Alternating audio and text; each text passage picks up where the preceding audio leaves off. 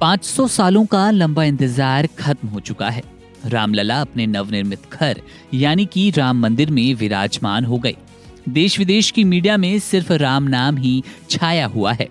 आइए जानते हैं कि राम मंदिर के प्राण प्रतिष्ठा पर विदेश की मीडिया का क्या कहना है। सबसे पहले बताते हैं आपको अमेरिकी अखबार क्या कहता है।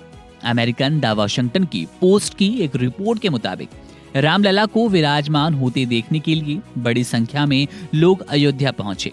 अभी तक शहर के नए अंतर्राष्ट्रीय हवाई अड्डे पर लगभग 80 चार्टर्ड उड़ानें उतर चुकी थी। आगे भी इसकी संख्या बढ़ती होगी, ऐसा उन्होंने जिक्र किया था।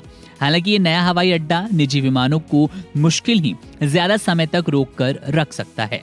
हवाई अड्डे के मैनेजर सौरभ सिंह के हवाले से ये बताया गया कि मेहमानों को छोड़ने के बाद सभी विमान रवाना हो जाएंगे। अखबार की रिपोर्ट में कहा गया कि मंदिर का निर्माण एक प्राचीन मस्जिद के ऊपर किया गया। अधिकांश राजनीतिक विपक्षी नेता मंदिर के उद्घाटन का बहिष्कार कर रहे हैं। इनका कहना है कि ये धर्मनिरपेक्ष भारत के लिए शोभा नहीं देता। हालांकि राम मंदिर के प्राण प्रतिष्ठा समारोह में शामिल होने वालों की सूची में कई बड़े नाम हैं, जैसे प्रधानमंत्री नरेंद्र मोदी, उद्योगपति मुकेश अंबानी और गौतम अडानी, बॉलीवुड सुपरस्टार अमिताभ बच्चन। इसमें कहा गया कि आगामी आम चुनाव से पहले मोदी की हिंदू राष्ट्रवादी पार्टी देश के हिंदू बहुमत की पैरवी करने के लिए समारोह का उपयोग कर रही है। अखबार के मुताबिक भगवान राम के भक्त सिर्फ भारत में ही नहीं बल्कि थाईलैंड, इंडोनेशिया, म्यांमार और मलेशिया जैसे देशों से भी राम की शक्ति की पूजा करते हैं। रॉयटर्स के अनुसार भारत में सोमवार को रामलला अयोध्या में विराजमान हो गए। लाखों लोग अयोध्या को राम का जन्म स्थान बताते हैं। आगामी चुनावों को देखते हुए धार्मिक तमाशे के बीच प्रधानमंत्री नरेंद्र मोदी ने राम मंदिर का उद्घाटन किया।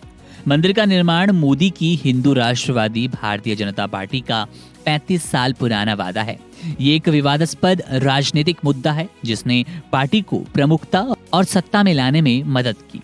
रिपोर्ट में कहा गया कि हिंदू संगठन अयोध्या में होने वाले उद्घाटन समारोह को मुस्लिम और औपनिवेशिक शक्तियों द्वारा सदियों की अधीनता के बाद हिंदू जागृति शिखर के रूप में दिखाने की कोशिश कर रहे हैं। इतना ही नहीं, इसे मई में होने वाले आम चुनावों के लिए मोदी के चुनाव अभियान के शुभ आरंभ के रूप में देखा जा रहा है। बात अल जजीरा की करें तो उसने अपनी रिपोर्ट में लिखा, ये 8 साल पहले की बात है। प्रधानमंत्री नरेंद्र मोदी सोमवार को राम मंदिर का उद्घाटन करेंगे।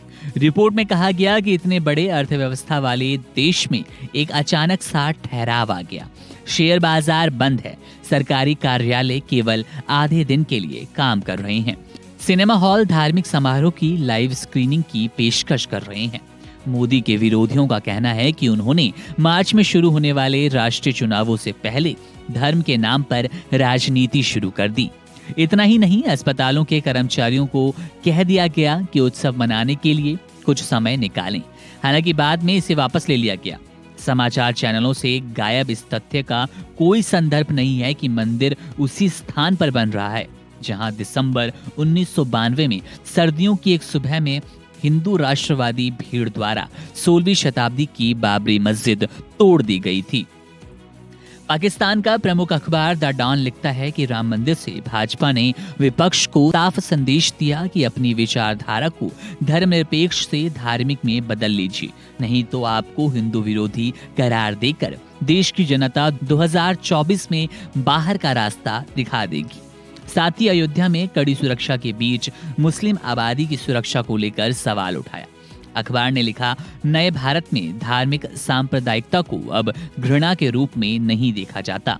राम मंदिर के आसपास के 4 किलोमीटर दायरे में 5000 से ज्यादा मुस्लिम रहते हैं और अयोध्या में इनकी कुल आबादी 25 लाख के आसपास है।